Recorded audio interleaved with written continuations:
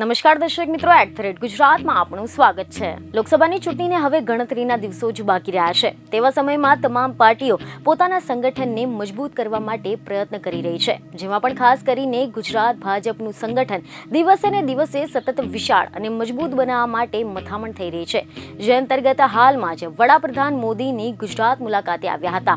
તેઓનો પ્રવાસ હજુ તો પૂર્ણ જ થયો છે કે ત્યાં જ ગુજરાત ભાજપમાં પણ અચાનક હલચલ જોવા મળી હતી અને અત્યાર સુધી ગાઢ નિંદ્રા માણી રહેલું ભાજપ અચાનક સફાળું જાગીને બેઠું હોય તેવું લાગી રહ્યું છે, કારણ કે ગુજરાત ભાજપ દ્વારા પીએમ મોદીની મુલાકાત પૂર્ણ થયા બાદ રાતોરાત જ સેન્સ પ્રક્રિયાની જાહેરાત કરી દેવામાં આવી હતી। ખબરો એવી મળી રહી છે કે ગઈકાલે વહેલી સવારે તો સેન્સ લેવા માટે પદાધિકારીઓ વિવિધ સંબંધિત સ્થળો ઉપર પહોંચી ગયા હતા। બપોરે 3 વાગે પ્રક્રિયા શરૂ થઈ ગઈ હોવાની પણ જાહેરાત કરી દીધી હતી અને આના કારણે કેટલાક નેતાઓ પણ સફાળા એક્ટિવ થઈ ગયા હતા।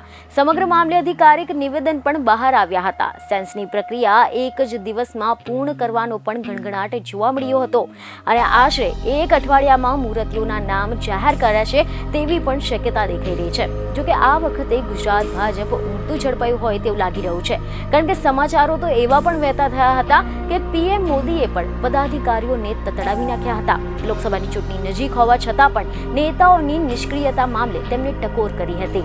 સીટો મળી જાય તેવી હવામાં ન રહીને લોકો વચ્ચે જઈને સરકાર દ્વારા યોજનાઓની જાગૃતિ લાવવા માટે પણ ટકોર કરવામાં આવી હતી।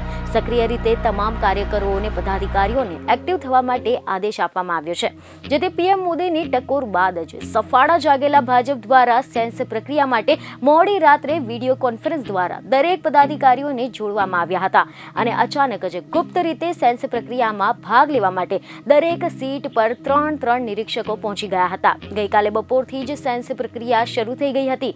સતત 2 દિવસ પ્રક્રિયા ચાલ્યા બાદ 28મી તારીખે ગાંધીનગર ખાતે મુખ્યમંત્રીના નિવાસસ્થાને રાજ્ય પાર્લામેન્ટરી બોર્ડની બેઠક મળશે। 29 તારીખે દિલ્હીમાં સેન્ટ્રલ પાર્લામેન્ટરી બોર્ડની બેઠક બાદ ગુજરાતની સીટો પર ઉમેદવારોની જાહેરાત થઈ શકે તેવી પણ શક્યતા છે। બીજને ખબરો સાથે ફરી મળીશું। ધન્યવાદ।